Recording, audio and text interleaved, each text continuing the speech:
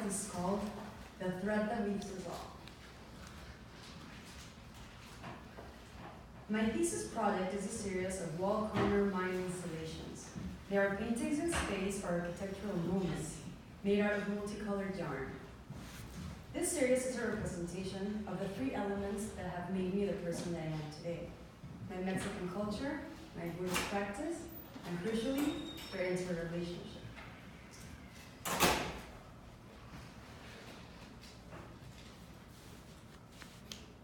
Totitlán del Valle is a small village near the foothills of Oaxaca, Mexico, the country where I was born and raised.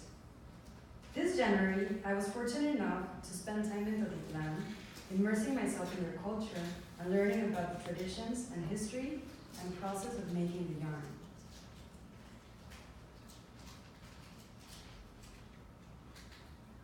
The community in Totitlán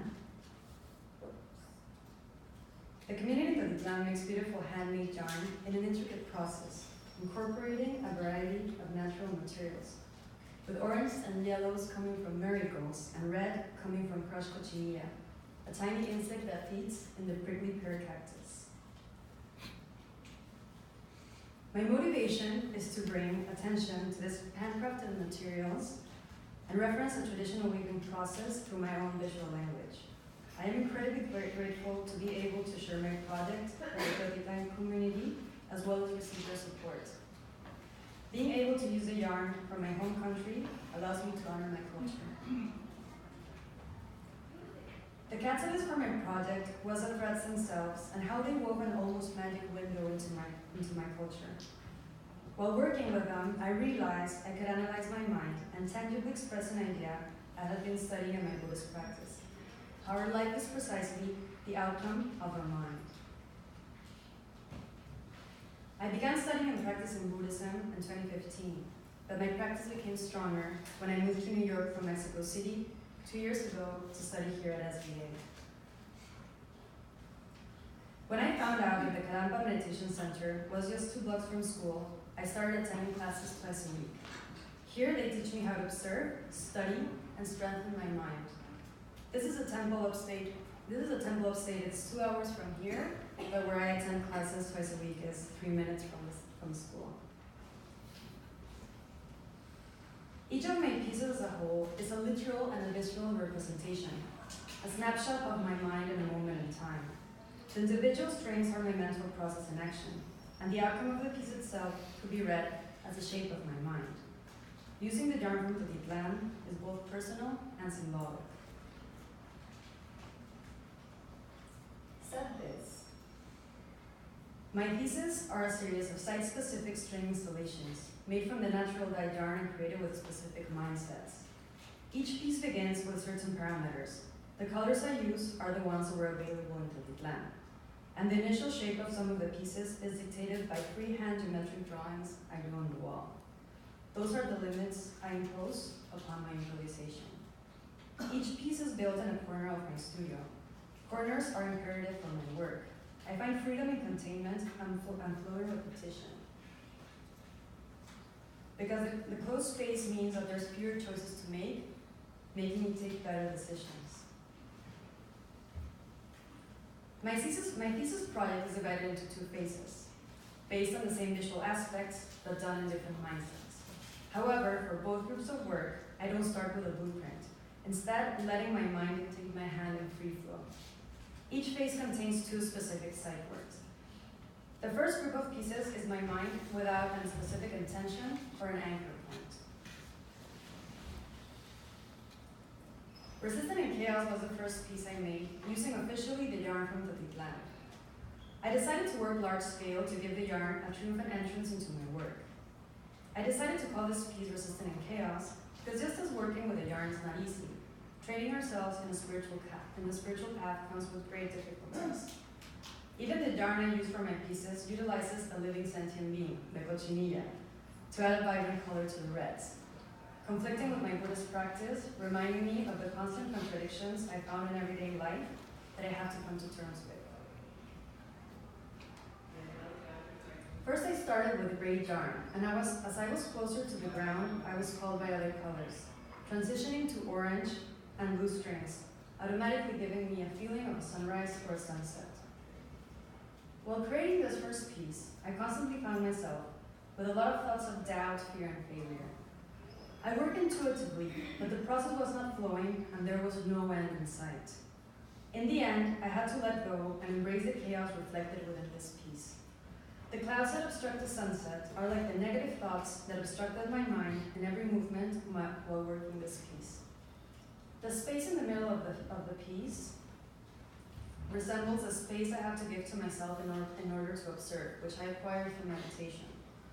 That space has a form of a diamond jewel.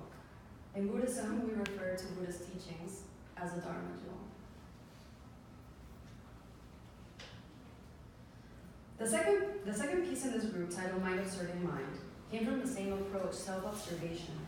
But the final piece is very different, giving a different state of mind. I was going through a rough patch when I started creating this piece. Even as my mind was permeated with regret, fear, sadness, frustration, and a profound sorrow, I still hoped to create and offer something beautiful. The thick strands of different color wool represent each thought loaded with feeling, crossing my mind in every action. Every knot was an aching. The simple act of deep observation permitted the alchemy of my deluded mind to transform into forgiveness, understanding, empathy, and compassion. My mind took the role of a master of ceremonies, a composer who only observes and hopes her leadership will allow beautiful action. My hands flowed with the strings, and my thoughts turned into virtue as I was in this ongoing cycle of purification through transformation and repetition. I approached the second phase of this project with intention and a more specific plan for my thoughts while I worked. This time, I anchored my mind on a specific meditation while I worked with the strings. The first piece in this group is titled Death and Impermanence. Conscious contemplation and meditation on death is necessary to gain a deep understanding of mortality and wake us up to the precious opportunities we have in our brief human life. I began attaching string directly onto the wall, creating a pattern inspired by a tapestry I bought in my trip to the Vietnam. My initial thought was to work from the two mirror corners going towards the inside of the piece.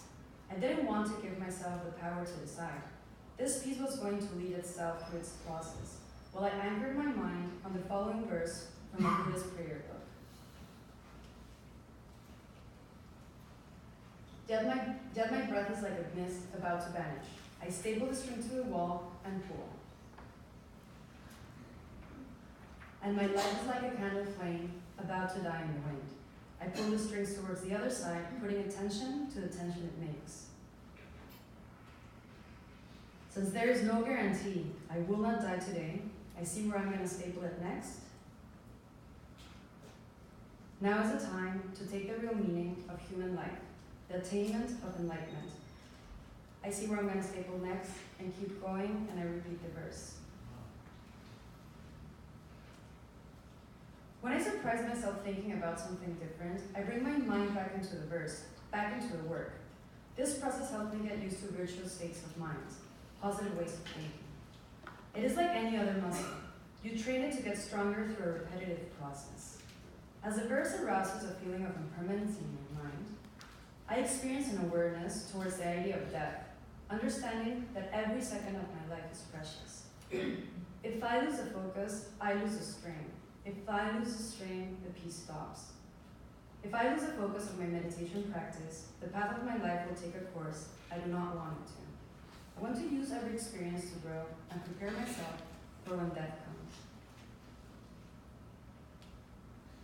The second piece of this phase is based on a meditation called Universal Compassion. While making this piece, I meditated on a verse that espouses compassion for every living being. While no one wants others to suffer, out of ignorance, we create suffering for others through non-virtuous actions. However, through meditation, we can extend and deepen our compassion until it transforms to the mind of universal compassion. While I made this piece, I concentrated on the next verse.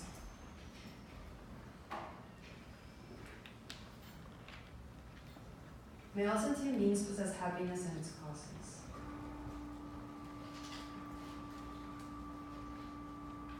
May they be free from suffering and its causes.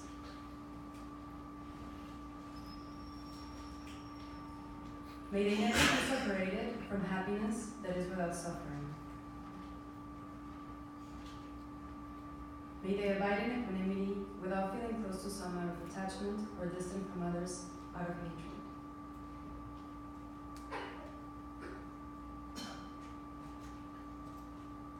This sentiment was important while I worked because it taught me to have compassion for every thread and every knot.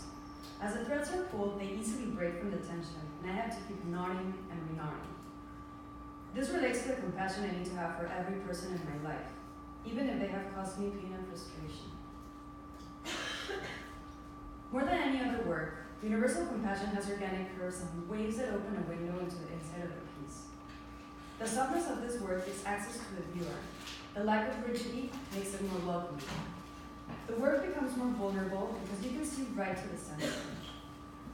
The yellow strings are like rays of sunlight, moments of brightness that bring light to the work. The same way a mind full of compassion brings you closer to enlightenment. When the installation is finished, I observe something new beyond the physical work. The shape of my mind revealed in the form of an art object. With this work, I illustrate my mind visually, giving it form, shape, and color. My culture is reflected in the colors and materials, and my mind is the shape of the installation. The strings are like my inner thoughts and feelings. They can be a tangle and a chaotic mess, or they can be intentionally cultivated and arranged into something beautiful and inspiring. But much like in my own experience, people would not immediately see the material used or recognize the extensive process. What you see is the final product. What you get out of my string pieces is what you project upon them. What people get out of me from the way I interact with others and how I make them feel is similarly a projection of their own mind. I offer the objects of my meditation for the audience and their own projections. I hope that I can inspire others to reflect on the thread that weaves us all towards a deeper understanding of our mind's ability to create art out of life, for the benefit of all sentient beings. Gracias.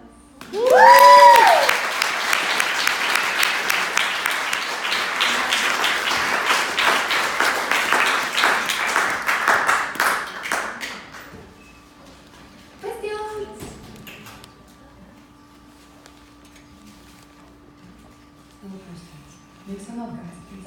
Can you talk about the ephemerality of the work and the potential for the work to be ephemeral or be de-installed? Well, this corner here, Universal Compassion, it's able to move because it's a piece that I'm taking to the Thesis show. So I had to come up with somewhere something that I can move it in. But the pieces are site specific. Like once I'm out of my studio, the pieces are going to basically die. I'm gonna take them down. But what is fun is that I can also I can experience with them. You know, I can like cut them and tie them in different forms, and I can play with them a little bit before I take them down. But yeah, it's very site specific, so I can either make corners and move them, or go to a certain place and do the work, and it'll depend on the owner. Yeah. Esther.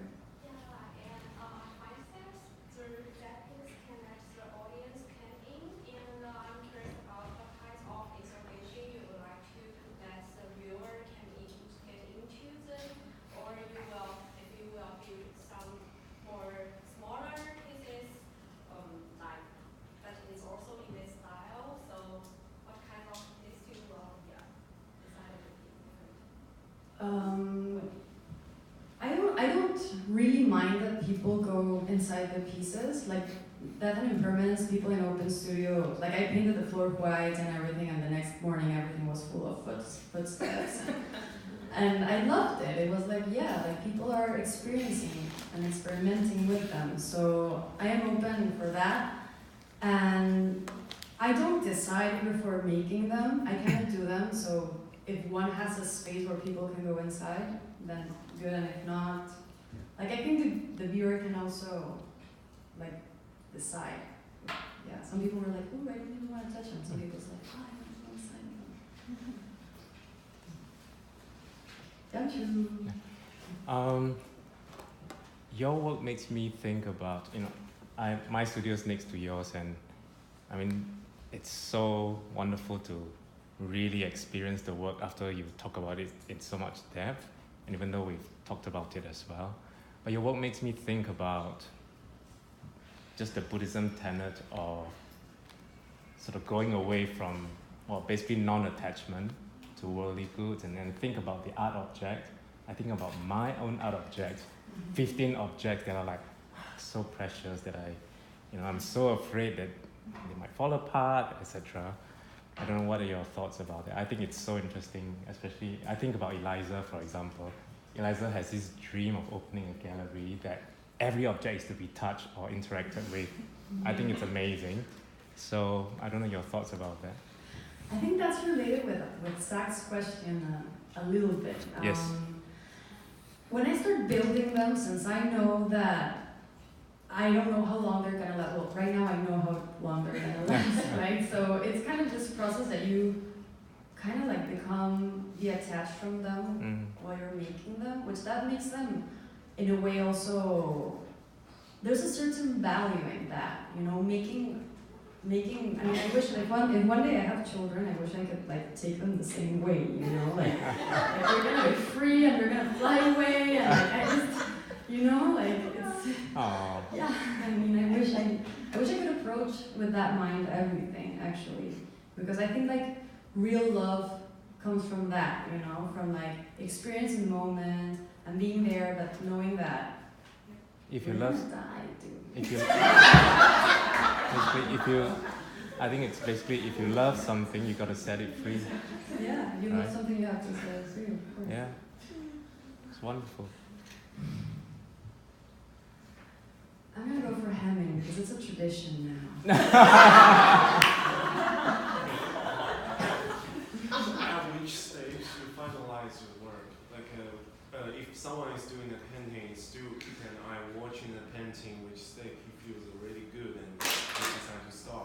But at the wood sculpture, the first knife you put on it, maybe 5 or 6 carving, you design the final shape. So I wonder which stage for your works you finalize your work. I'm glad you asked that question because it is difficult to find when to stop. For example, Mind Observing Mind, for me it was not stopped, and one day I entered my studio and I was like, oh my god, it's finished. It's finished. And then Death and Impermanence the same way. I was gonna like work a little bit and I was like cleaning something, and then I looked at it and I was like, it's done. It's a matter of feeling. I bet that this happens to many people while you're working, just like you're just like, it stopped, So it's a matter of feeling, truly. Yeah, I'm not gonna make something up. That's what James Sienna says, right? If you decide it's complete, it's complete. Oops.